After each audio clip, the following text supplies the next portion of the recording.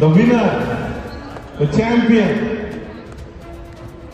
4 gold medal in Kyurgi, 3 silver medal in Kyurgi, 10 bronze medal in Kyurgi, 6 gold medal in Bumse, 2 silver medal in Bumse, 1 bronze medal in Bumse, with point of 1670 goes to Assam.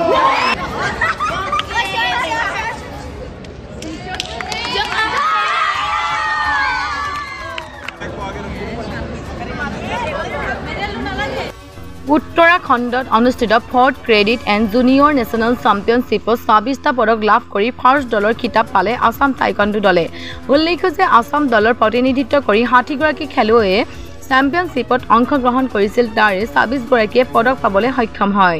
ইয়াৰে 8গৰাকী খেলুৱৈ মৰাণৰ পৰা চেম্পিয়নশ্বিপত অংশগ্ৰহণ কৰি 6গৰাকী খেলুৱৈয়ে medal পাবলৈ সক্ষম হয়। আজি মৰাণত উপস্থিত হোৱাৰ লগে লগে দলটিক ফুলাম গামোচা, চেলেং চাদৰ, জাপি, মিঠাই আৰু উপহাৰ প্ৰদান কৰি উষ্ম আদৰণি জনাই ক্ৰীড়াপ্ৰেমী ৰাইজে, অভিভাৱক আৰু দল সংগঠনে। প্ৰশিক্ষক জানমণি গগৈ আৰু টিম মেনেজাৰ বিজু চলিহাৰ নেতৃত্বত যোৱা দলৰ সফলতাই মৰাণক গৌৰৱান্বিত কৰিছে। উল্লেখ্য যে গ'ল্ড মেডেল পাবলৈ সক্ষম হোৱা মৰাণৰ নিতেশ আগৰৱালক 4th নেশ্যনেল ইউথ গেমছৰ বাবে নিৰ্বাচিত হৈছে। হয়তো অনুষ্ঠিত আপোনাৰ উত্তৰাখণ্ডৰ পেৰেড গ্ৰাউণ্ডত 4th cadet and junior national championship আছিলে। তাতে আমি অসমৰ হোৱা 60জন খেলুৱৈ গৈছিলোঁ। মই মুখ্য প্ৰশিক্ষক হিচাপে, আৰু মোৰ লগত গৈছিলে আপোনাৰ মেনেজাৰ বিজু চলিহা, তেওঁ ডিব্ৰুগড় হয়।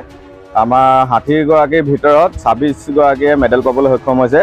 তাৰ ভিতৰত কিউৰিগিত 4গৰাকী আৰু পমচিত 6গৰাকীয়ে গ'ল্ড পাইছে, আৰু চিলভাৰ পাইছে কিউৰিগিত আপোনাৰ 3গৰাকী, পমচিত 2গৰাকী, আৰু কিউৰিগিত ব্ৰঞ্জ পাইছে আপোনাৰ 11গৰাকীয়ে। তাৰ ভিতৰত আমাৰ এটা ভাল খবৰ যে মৰাণৰ 8গৰাকীৰ ভিতৰত 6গৰাকীয়ে মেডেল পাবলৈ সক্ষম হৈছে।